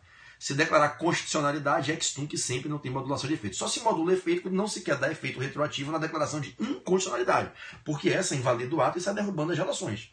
E pode ser prejudicial derrubar essas relações preternitamente, e aí você modula no tempo para que não retroaja a declaração de inconstitucionalidade. Se você está declarando constitucional, está julgando improcedente um ADI, improcedente um ADPF, procedente um ADC, não tem por que você se preocupar em modular efeito. Você está dizendo que é válido, que sempre foi válido. Você só se preocupa em modular efeito para evitar a retroação quando você diz que é inválido. E ao dizer que é inválido, você tem que retroagir e sair derrubando todas as relações já consumadas, porque foram consumadas sob a vigência de uma lei, de um ato inconstitucional. Aí você pode perceber que é lesivo demais a segurança jurídica derrubar essas relações. É pior do que mantê-las. Aí você modula no tempo os efeitos retroativos, faz a modulação com 2/3 dos ministros permitindo, para não ter a aplicação retroativa plena dos efeitos da decisão que declara a inconstitucionalidade. Mas vamos caminhar, vamos continuar. Então, o que é que ocorre? Deixa eu ver o que eu estava falando aqui, eu estou nem perdendo cada pergunta aí, deixa eu ficar sextum que me atrapalhou. Sim, vamos lá, na controvérsia judicial, vamos lá. Então, na controvérsia judicial, eu posso ter a DPF quando eu estou na controvérsia judicial? Rapaz, imagine cair na prova, que quando na prova cai uma questão de controvérsia judicial, a galera já vai babando em cima da ADC. Lembra da aula de ontem? Quando é que cabe a ADC? Lei ou ato normativo com força de lei ou acima da lei federal, controvérsia judicial em diferentes órgãos do judiciário brasileiro sobre a validade desse ato federal, e você tendo que defender que o ato é válido. Você vai usar uma ADC para pedir que declare a constitucionalidade do ato federal, dizendo que ele é válido. Não é isso? É isso. Mas imagine o seguinte. Imagine que a controvérsia judicial seja sobre uma lei estadual. Aí cada prova que tem uma lei estadual que seria supostamente inconstitucional, e essa lei estadual está sendo discutida, né, no âmbito... Desculpe, perdão. Imagine uma lei estadual que está sendo objeto de controvérsia judicial, tranquilo. Eu vi que foi sem querer, você está sempre aqui na live, é muito querido. Mas vamos lá, é porque é o que eu peço sempre, não digitem enquanto eu estou dando aula, porque tudo o que vocês escrevem eu tenho que ler. Imagine você com a mente articulada, já cansado, meia-noite, dando aula e a pessoa botar um papel na sua frente para você ler. Às vezes a gente está no estúdio gravando, o cara bota aquela placa de 15 minutos, 5 minutos, aquela porra desconcentra a gente olha para aquilo ali e chega a dar um efeito goiaba. Você esquece o que está falando, imagine a pessoa digitando um texto que lê uma pergunta, eu falando uma coisa e vem uma pergunta na minha frente, ao mesmo tempo que eu estou falando outra coisa. Você termina parando o que você está falando e se perde nessa coisa de raciocínio. Infelizmente isso acontece, né? Por mais acostumado que a gente esteja. Enfim, é por isso que eu sempre peço no começo da live. Enquanto eu estiver dando aula, não fala junto comigo, não me interrompe. E eu não estou brigando não, eu só estou orientando para que em outras lives isso não aconteça. É como se fosse uma palestra, irmão. Quando você está no meio de um auditório, tem um palestrante falando e 400 pessoas no auditório, você não levanta a mão e começa a falar junto com o palestrante, que todo o auditório vai passar. Você é maluca? O cara está dando uma palestra aqui, você levanta a mão e começa a falar junto com ele, está louco?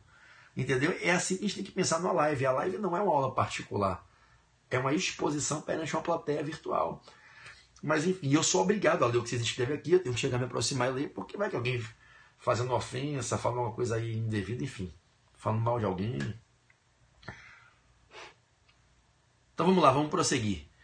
Então imagine que tem uma lei estadual que está sendo objeto de uma controvérsia judicial. Sobre sua validade ou não. Eu poderia ajuizar uma ADC se eu entender que essa lei é constitucional? ADC não. Porque a ADC só cabe... Aí, por que eu tenho que interferir, tá vendo? Aí, ó. A menina trabalhadora que fica aqui tentando assediar a galera para ganhar dinheiro. Extorquir o dinheiro dos concurseiros carentes. Tem que bloquear tudo. Senão fica invadindo a transmissão aí toda hora. Haggard, né? Hello! Sabe que concurseiro é um povo carente, os meninos tá tudo aí de madrugada estudando, não tá vendo a namorada, não tá fazendo aquele negocinho aí com regularidade, a menina tá tudo aqui esperando o cara dar um mole para chamar no privado para extorquir dinheiro. Passa o cartão, faz uma brincadeira, pronto, faliu, não tem dinheiro para comprar o curso. Depois se mete em porra de esquema ilícito de rateio, que tá gastando dinheiro com a mina aí danada. Essa mina malhadora da madrugada que fica aí assediando a galera concurseira nas lives de concurso. Vamos lá, que Deus abençoe ela, né? Todo trabalho é um trabalho digno. Inclusive o dela, acho que é muito suado. Mas voltando. Então, resultado. Se eu tenho essa lei estadual, objeto da controvérsia judicial, eu não posso ajuizar um ADC caso eu entenda que ela é constitucional. Eu poderia ajuizar um ADI, porque ADI cabe, face de lei estadual, lei federal, mas ADC não, porque ADC é para pedir a declaração de constitucionalidade de lei normativa com força de lei federal, objeto de controvérsia judicial. Aí quando eu estou diante da controvérsia envolvendo lei estadual e eu não quero pedir a inconstitucionalidade, que se eu quisesse eu poderia ajuizar um ADI. Aí você diz, pô, então ajuiza ADC. Não, porque a ADC não cabe em face de controvérsia envolvendo lei estadual. Para caber ADC tem que ser lei federal, o ato normativo com força de lei federal. Aí é o que parte da doutrina sustenta, que seria o caso da chamada ADPF substitutiva de ADC. ADPF com alma de ADC e não de ADI. Seria uma ADPF para pedir a declaração de constitucionalidade dessa lei estadual que está sendo objeto da controvérsia judicial, entendendo que a controvérsia judicial é que é lesiva ao preceito fundamental constitucional. Olha que interessante, isso não é unânime da doutrina, mas tem muita gente que fala isso até para poder justificar quando o parágrafo único do artigo 1º fala da ADPF incidental, arguição incidental, em face de ato federal, ato estadual, porque em regra ato federal e estadual, se eu quero questionar que ele é lesivo ao preceito fundamental constitucional, em tese eu poderia fazer isso através de ADI. Não precisaria da ADPF, você entendeu? Enfim, bom, na ADPF, quando ela é ajuizada no Supremo, né, aquela velha indagação, é necessária a participação do PGR e do AGU no procedimento? O PGR vai participar de qualquer procedimento no STF. Todo e qualquer processo que vá ao STF tem que ter a atuação do PGR. Já falei isso aqui nas lives anteriores. É o artigo 103, parágrafo 1º da Constituição. Então é imprescindível que haja a citação do PGR para que ele possa fazer, né, a manifestação do Ministério Público, né, para que ele traga ali a opinião do Ministério Público a respeito, né, da validade ou da invalidade daquele ato, se há ou não há lesão ao preceito fundamental. Então o PGR sim. Quanto ao AGU, a lei silencia. A lei silencia em relação ao AGU. A figura do AGU só é citada na lei no artigo 5º, que fala da liminar. Lá no artigo 5º, se você pegar a lei para fazer a leitura, você vai ver que ele faz expressa menção, né, à figura do advogado-geral da União, lá no parágrafo 2º, quando ele fala que o relator poderá ouvir o AGU e o PGR no prazo comum de 5 dias, se ele entender que é importante para conceder a medida cautelar, que na lei é chamada lá de liminar. Então, para ele conceder a medida liminar, ele tem que ouvir, ele pode ouvir o AGU. Mas a lei não fala de se citar o AGU para... A lei 9882 não fala de se citar o AGU para defender o ato que está sendo impugnado como lesivo ao preceito fundamental constitucional. A lei silencia. Eu, Pedro, entendo que o AGU deve participar em todas as ações de controle. Inclusive, levei bom tempo ontem explicando que eu, minoritariamente na doutrina, me posiciono entendendo que até em ADC o AGU deveria ter que participar para defender a lei, mesmo com a petição inicial sendo para pedir a constitucionalidade da lei. Ontem eu falei, se na ADC eu defendo que vai caber o AGU, quanto mais a DPF. Então, a lei, a 9882, não proíbe o AGU. A 9882, ela apenas silencia. E não silencia do todo, porque quando fala da liminar, no artigo 5º, lá no parágrafo 2º, fala que o relator poderá ouvir o AGU. Percebeu? Então, se para conceder a liminar pode ouvir o AGU, por que não ouviria o AGU para a decisão final, a decisão de mérito na questão principal proposta? Então, eu entendo que deve sim ser citado o AGU para que apresente uma defesa do ato impugnado como supostamente lesivo ao preceito fundamental constitucional. Com certeza deve ser citado o intimado, na verdade, o Ministério Público para que venha apresentar as suas considerações, fazendo o parecer ali favorável ou não às alegações do autor, defendendo que o ato é lesivo ou não é lesivo ao preceito fundamental. O Ministério Público não está vinculado a defender nem a atacar o ato, ele vai dar um parecer, o que ele entende correto no caso concreto ali apresentado, no caso proposto, né? Então, participação do AGU, participação do PGR. Quanto à medida liminar, né, ela vai ficar naquela regra geral de ter eficácia erga omnes, efeitos vinculantes, sem regra ex nunc, podendo a corte atribuir, se for o caso, naquela situação pontual, efeito ex nunc. A liminar vai ser para suspender a aplicação do ato impugnado e, se tiverem processos, para suspender os processos. Não é?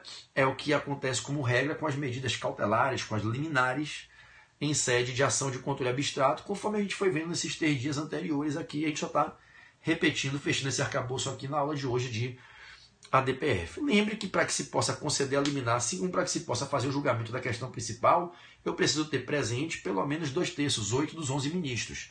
Né? E o julgamento é pela maioria absoluta dos ministros, pelo menos 6 concordando em dizer que há a lesão ao preceito fundamental constitucional ou que não há a lesão ao preceito fundamental constitucional. Aí, ó, a galera trabalhadora entrando na live aí de novo. E toma, ele bloqueia. Vamos lá. Bom, então, tem uma exceção. A exceção é quando a gente está naquela hipótese, né, rara, bem excepcional, que o tribunal tem recesso, o STF está no recesso, e aí chega lá uma DPF, e o autor, como sempre, na petição inicial, requer a liminar, e aí o relator tem a sensibilidade de entender que é um caso de extrema urgência, existe ali perigo de uma lesão grave, ordem jurídica, várias pessoas, se aquele ato do poder público lesiva o preceito fundamental continuar produzindo seus efeitos, e aí o relator pode, né, examinar e conceder a liminar monocraticamente no recesso, mediante um referendo futuro do tribunal, quando o tribunal voltar a se reunir em sessão plenária. É a liminar necessitando de confirmação superveniente num referendo posterior do plenário. Percebe? Então, salvo essa exceção, que é o caso do recesso, em que o relator pode considerar a liminar de referendo posterior do plenário, a liminar para ser concedida tem que ser pela maioria absoluta, né? Assim como no mérito, né, a decisão de mérito também tem que ser pela maioria absoluta, né, dos ministros. E a abertura de sessão depende do quórum de 2/3 dos ministros, 8 ministros pelo menos presentes no plenário da corte para que se possa iniciar o julgamento. Estamos juntos? Meu irmão, vocês estão vendo? Eu boto o dedinho aqui que eu estou bloqueando, que o pessoal da reprise pode não entender porque eu paro e boto o dedinho aqui, que quando eu bloqueio a pessoa desaparece da transmissão, né? Rapaz, o que tem de menina trabalhadora é essa, menina sai, vem com as caras de diabinha, né? Rapaz, meu Jesus, né? Senhor abençoa, protege essa rapaziada aí, principalmente meus irmãozinhos mais novinhos, mais carentes, né? Galerinha mais criada aí com que rapaz, o negócio é parrudo aí, né? Enfim, então, vamos caminhar para o encerramento.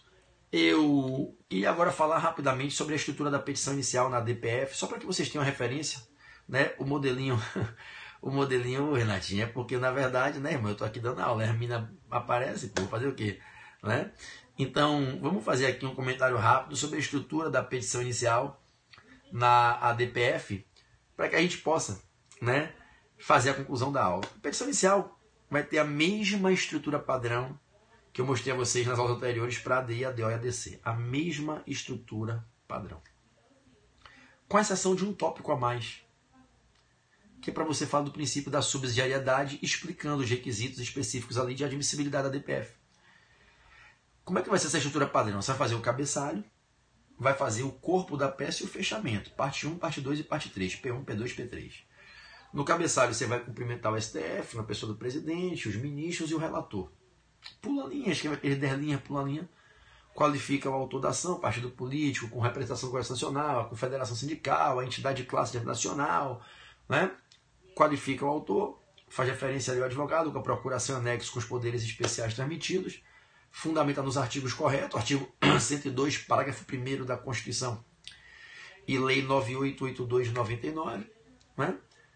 Ajuizar apresente a arguição de descumprimento de preceito fundamental com pedido de medida liminar, em face do ato do poder público lesivo a preceito fundamental constitucional, de responsabilidade do município, do Estado, da União. Lembre que pode ser ato federal, se for infralegal, se for anterior a 88, se não for atacável por ADI, né? E aí você vai e fecha, conforme fatos e fundamentos a seguir expostos. Fecha o cabeçalho. Quando você vai para a parte 2, você vai para aquela natural tríade dos fatos, do direito e do pedido. Causa de pedir e pedido. Dos fatos, do direito e pedido. Os fatos são os fatos que justificaram o ajuizamento da ação. Foi aprovado aquele ato lesivo ao preceito fundamental constitucional, você vai dizer qual é o ato, quem é o responsável pelo ato, qual é o teor do ato, qual é o perfil do ato, quando que ele foi editado e qual é a norma constitucional que abriga o preceito fundamental, que é o parâmetro ali para o controle dos fatos, do objeto e do parâmetro, da lesão ao preceito fundamental constitucional. No do direito, você vai apresentar teses jurídicas, argumentos, fundamentos para dizer que está violada a norma constitucional, né? E no pedido você vai fazer os requerimentos que tem que fazer ali. Entre os fatos do direito e do pedido, você vai colocar alguns tópicos especiais. Eu sempre peço a vocês que coloquem 4 tópicos, aqui eu vou pedir que coloquem 5. Eu sempre peço a vocês, nas nossas aulas, ensinando a fazer petição inicial para ajuizar a ação de controle, que além do tripé fato, direito e pedido, coloquem 4 tópicos. Legitimidade e pertinência temática se for o caso, de legitimado especial. Capacidade postulatória e procuração com poderes especiais, se você for advogado da confederação sindical, do partido político, da entidade de classe internacional, que tem que ter ali, né, advogado com procuração de poderes especiais. Dos documentos em anexo, os documentos você tem que juntar, exigidos pela lei. E da medida cautelar, que na DI, a DO e a DC a gente chama de medida cautelar, sendo a gente aqui fiel ao que está na lei, o texto, a literalidade adotada no texto da lei, medida cautelar. Na DPF, peça a concessão da liminar, que é a expressão utilizada pelo legislador em prova, você não briga com o legislador. Tá? E aí, dos fatos do direito do pedido, mais esses 3 tópicos, mais esses 4 tópicos, são 7 tópicos. Aqui eu peço para botar mais um. Do princípio da subsidiariedade e da obediência a essa regra, do artigo 4º, parágrafo 1º da Lei 9882.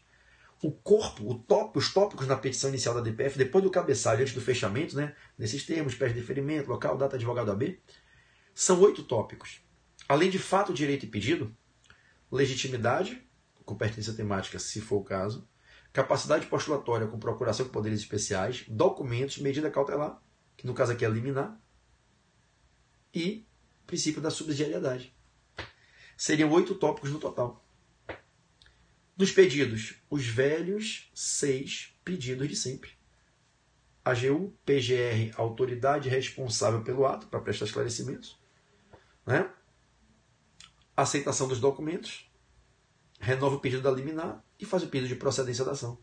Requer julgue procedente para fins de declarar a ocorrência da lesão ao preceito fundamental constitucional indicado, oriunda do ato, ora questionado, né? Declarando a inconstitucionalidade desse ato, reconhecendo sua incompatibilidade com a Constituição, afastando da ordem jurídica através de decisão, com eficácia erga omnes, efeitos vinculantes, e ex tunc, salvo modulação temporal dos efeitos a ser aplicada pela Corte se entender necessário.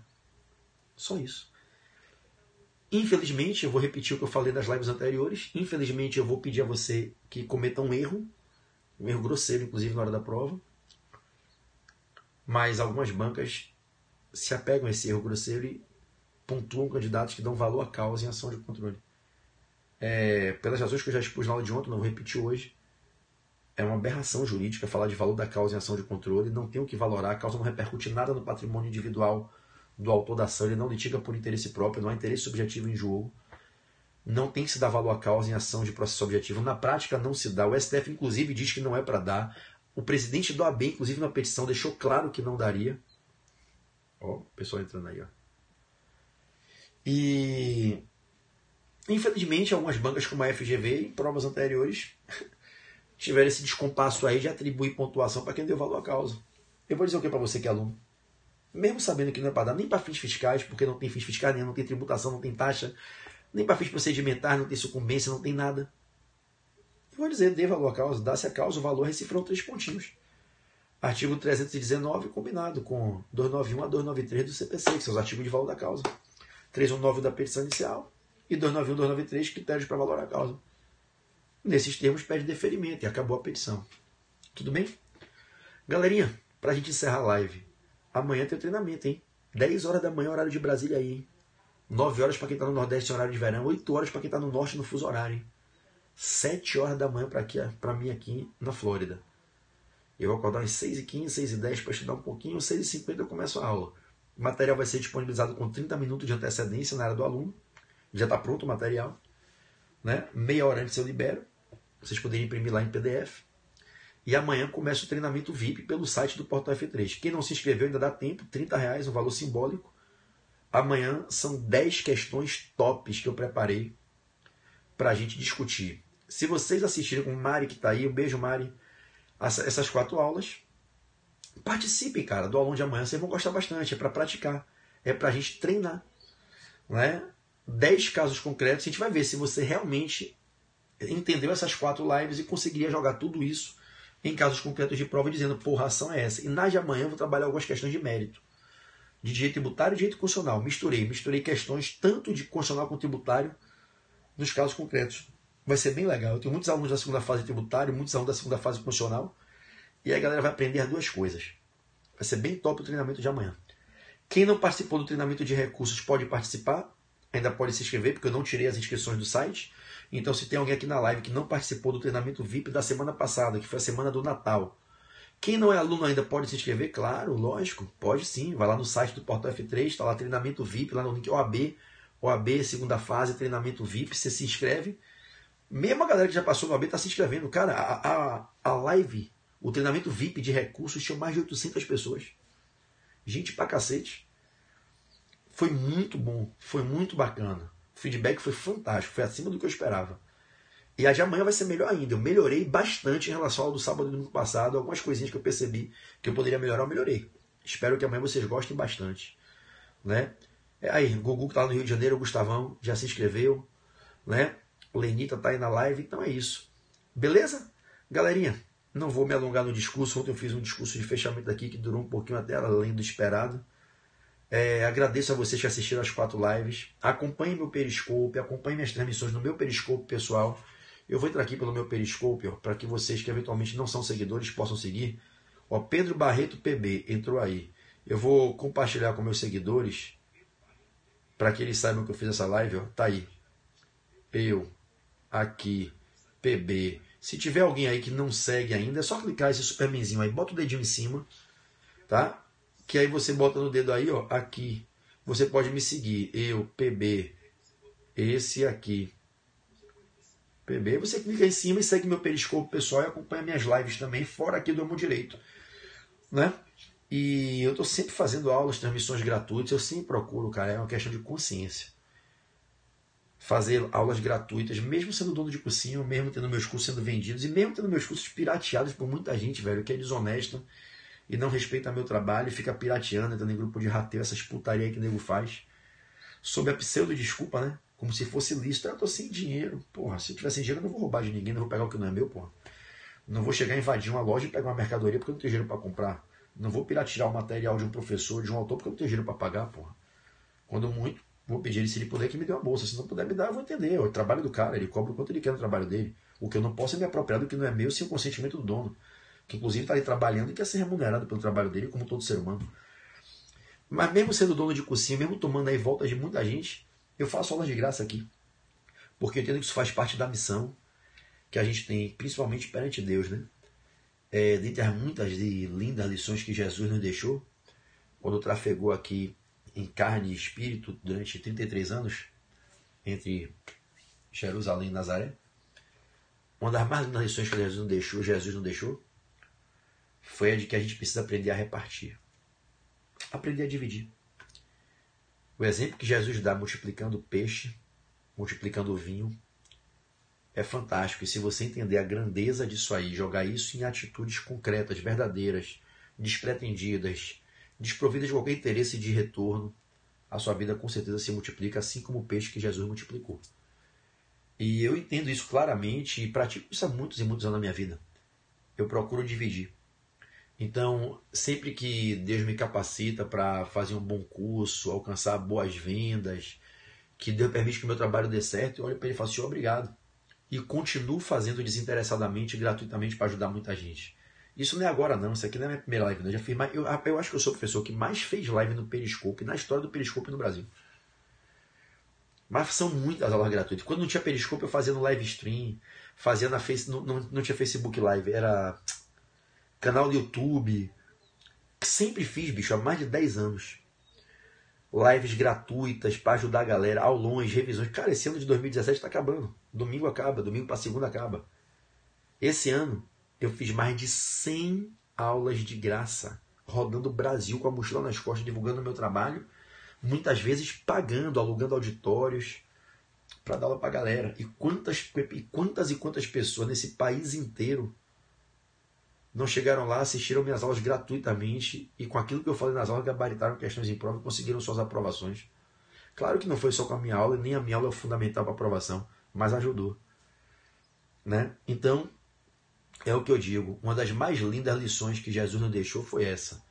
A gente dividir, a gente repartir, a gente multiplicar, a gente fazer o bem, de ter a capacidade, o desprendimento de a gente tirar um pouco do nosso tempo, da nossa energia para ajudar as pessoas. Principalmente aquelas que precisam daquilo que a gente tem para oferecer. Eu sempre vou estar aqui no Periscope, quando não for aqui no Amo Direito, vai ser no meu Periscope pessoal, Pedro Barreto PB, trazendo essas aulas, trazendo essas lives com vocês. Obrigado aí por compartilharem, por indicarem meu trabalho aos amigos de vocês, eu fico muito grato aí e verdadeiramente me sinto aí um privilegiado por ter o carinho de vocês com o meu trabalho, o amor de vocês com o meu trabalho. Tudo bem? Que Deus abençoe vocês, tá? Eu vou agora entrar aqui no meu Instagram para fazer o sorteio, tá certo? Vou fazer o sorteio 4. Eu prometi que seriam 4. Hoje eu sorteio 4. Já fizemos os 3 primeiros. E hoje vão as últimas 3 bolsas aí de 100%. Quem ganhar escolhe o curso que quer fazer dentre as opções oferecidas. Gente, meu Instagram é Pedro Barreto, meu nome, Portal F3, que é o nome do meu curso, né? Pedro Barreto, Portal F3, meu Instagram. Tem pouco mais de 80 mil, mas são quase 85 mil alunos lá que seguem. Esse é o meu Instagram pessoal. E tem o Instagram Eu Amo Constitucional, né? Que também tem mais de 85 mil pessoas. Eu tenho o Instagram de estudo, que é o Eu Amo Constitucional. É só seguir. Eu Amo Constitucional. Tem o Eu Amo Tributário, que é meu caçulinha. Tem 11 mil pessoas. Então tem lá, @Eu Amo Tributário. É meu, fui eu que criei. Tem umas 11 mil pessoas. Tem o @Eu Amo Constitucional, que tem 85 mil pessoas. Se vocês tiverem Instagram, sigam. Vocês não vão se arrepender. Vocês vão adorar. São Instagrams para estudo de constitucional e tributário. @Eu Amo Tributário, @Eu Amo Constitucional. Tem o Instagram do portal, que tem umas 70 mil pessoas. @Portal F3. E tem o meu Instagram pessoa física. @Pedro Barreto, Portal F3. Então são os 4 Instagrams que eu trabalho. Deixa eu ver se eu consigo mostrar para vocês aqui. Eu não sei se ele vai pegar na tela. Deixa eu ver se ele pega. Pegou aqui, ó. Meu Instagram pessoa física é esse. Vamos ver se ele saindo da luz, se ele foca aqui, peraí. Não vai não, né? Ele vai ficar na frontal com a luz, não vai pegar. Tem essa foto aqui, Pedro Barreto. Aqui pegou. Tem 85k, 85 mil seguidores. Aqui, esse é meu Instagram pessoal, tá vendo? Pedro Barreto, Portal F3. É só seguir lá, quem não segue. E aí vocês com certeza vão gostar bastante. O Instagram do portal tem 76 mil pessoas. Esse Instagram aqui, tá vendo? Portal F3. É o meu curso, quem quiser seguir pode vir. O Eu Amo Constitucional, cara, que é fantástico. Esse aqui, 85.200 pessoas, já é o meu maior perfil no Instagram. Tá vendo? É esse perfil aqui, muito bacana. Eu Amo Constitucional. E tem o pequenininho, o caçulinha da gente, que é o Eu Amo Tributário. 11 mil pessoas estudando tributário comigo lá. Porra, 11 mil é gente pra cacete, cara. A gente fala assim pequenininho, mas 11 mil pessoas, não são 50 pessoas, né? Não são 1000, são 11 mil. Fico feliz pra caramba. Tá certo? Sigam lá. Eu vou fazer agora os sorteios, tá? O sorteio no meu perfil pessoal. Muito obrigado a vocês todos por essas lives, por essas 4 noites. Eu fico muito honrado, viu, de ter tido a companhia de vocês. Que Jesus abençoe e abençoe a caminhada de vocês. Para quem eventualmente não fala mais, um feliz ano novo. Um 2018 próspero, de muita alegria, de muitas conquistas, de muito trabalho, de muita dureza, de muito estudo, de muita superação. Eu tenho certeza aí que se vocês se dedicarem, vocês vão alcançar resultados incríveis por merecimento. Valeu? Guga, beijo na pequenininha, beijo para você e cumprimentando você. Deixo um beijo para todos, tá bom? Fiquem com Jesus. Grande Silvinho Soares, Cuiabá, tamo junto. Quero voltar a Cuiabá em 2018, hein, Silvinho? Tô com saudade de Cuiabá, hein? Quero fazer aulão aí agora em 2018. Quero estar com você aí na Unic, quero estar com você aí nos eventos, com certeza. E vou honrar a promessa que eu lhe fiz, a gente ir para Sinop também, que não deu dessa vez. Mas agora a gente faz Sinop com Cuiabá. Tá certo? Pode contar comigo aqui, pelo menos 2 aulas gratuitas em Cuiabá, eu garanto para você que eu faço. Uma no primeiro semestre ou no segundo. Mestre, qual é o seu professor de administrativo? Cara, meu grande professor com quem eu aprendi direito administrativo foi o professor José dos Santos Carvalho Filho, que é um grande padrinho na minha carreira. Carvalhinho, né? Foi o cara que me ensinou administrativo, eu estudei com ele, professor Carvalho. Depois o professor Luiz Oliveira, Castro Jungstedt, foi o melhor professor depois do Carvalhinho.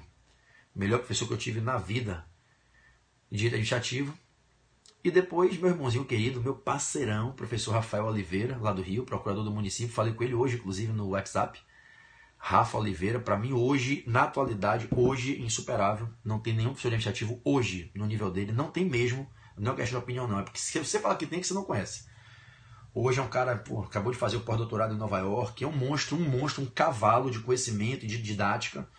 sem dúvida nenhuma, não tem concorrência para ele no Brasil. Eu digo que tem vários professores muito bons e Rafael acima. Rafael Oliveira, lá do Rio de Janeiro, procurador do município, pós-doutor, vira e volta é citado aí no Supremo.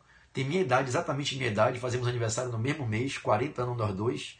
É um irmãozinho querido que a vida me deu, um grande amigo, fomos sócios durante anos, dono de um curso no Rio de Janeiro, né? Fomos sócios, dono de 2 cursos, na verdade, no Rio de Janeiro, meu parceiraço, né? Para mim hoje é incomparável. E no universo da OAB, do exame de ordem, hoje a professora Cláudia Molinaro, indiscutivelmente hoje aí, a melhor professora do Brasil em dia tentativo para a galera que estuda para o exame de ordem, Cláudia Molinaro.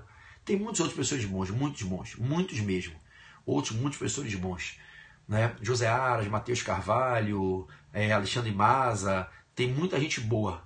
Mas ela, Cláudia Molinaro, rapaz, porque você junta competência com conhecimento, com didática, com carisma, com capacidade de passar paz, acolher.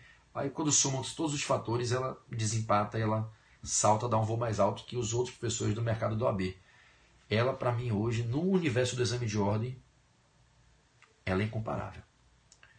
Certo? E aí meu professor foi José dos Santos Carvalho Filho. Depois foi Luiz Oliveira, Castro, Junguisteri. Foi com esses dois que eu aprendi direito administrativo. Tamo junto? Claro, tiveram outros, eu estudei com vários outros colegas, mas que eu possa dizer assim, foram os caras que me ensinaram, foram esses dois. Tá bom? Fiquem com Jesus e até a próxima.